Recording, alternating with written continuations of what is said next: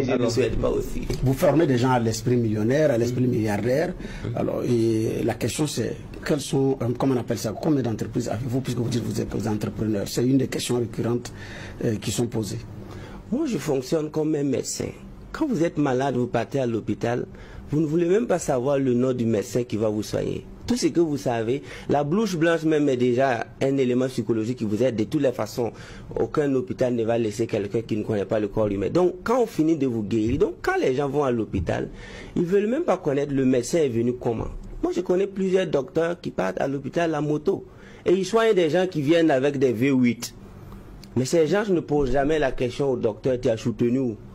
Donc moi, si c'est la richesse, ce que j'ai pu acquérir dans ma vie, sur le plan spirituel et mental, me suffit pour vivre tout le reste de ma vie si Dieu me donne 150 ans.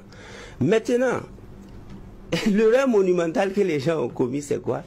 C'est quand tu finis de réussir avant de faire venir réussir les gens, tu as tué toute une génération. Et d'ailleurs, tu n'avais même pas confiance à ton succès.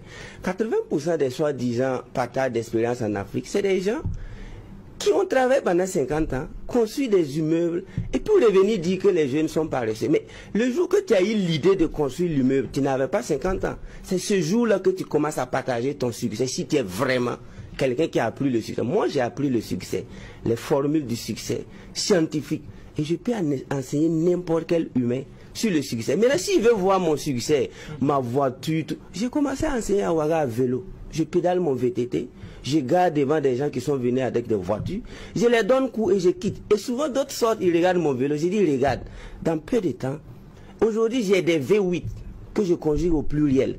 Ces mêmes gars qui me regardaient donner coup en 2016, 15 à vélo, aujourd'hui peut-être les véhicules ont vieilli, hein, ils n'ont pas encore changé. Mais moi je peux changer de voiture quand je veux, et à n'importe quel moment. Donc, quand tu as la formule du succès, tu négocies ce genre de questions. Excusez-moi, c'est trop terre à terre en fait. Tu as combien d'entreprises? Est-ce que je vais t'employer? Est-ce que je te veux même là-bas? Tu as fait quoi? Donc tout ça, quand l'être humain est dans une incapacité de percevoir quand on parle. Parce que quand tu lis la Bible, tu n'as pas vu Jésus ou moi. Et quand tu lis le Coran, tu n'as pas vu Mohamed. Mais il y a des vérités qui tapent ton subconscient que tu n'as même plus envie de voir Jésus. Quand moi je parle, si ce que je dis n'arrive même pas à te convaincre, excuse-moi de te le dire, ce n'est même pas à toi que je m'adresse. Donc sinon, je n'ai pas besoin de vous montrer. Je consulte des centaines de sociétés ici. J'ai permis à des gens d'employer des gens. Et moi, j'ai des entreprises également. En Angleterre même.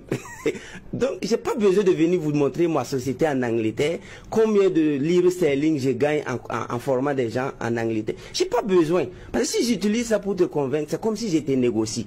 Moi, je vais jamais utiliser le nom d'une société, ma voiture ou une maison pour convaincre quelqu'un. Je vais jamais le faire.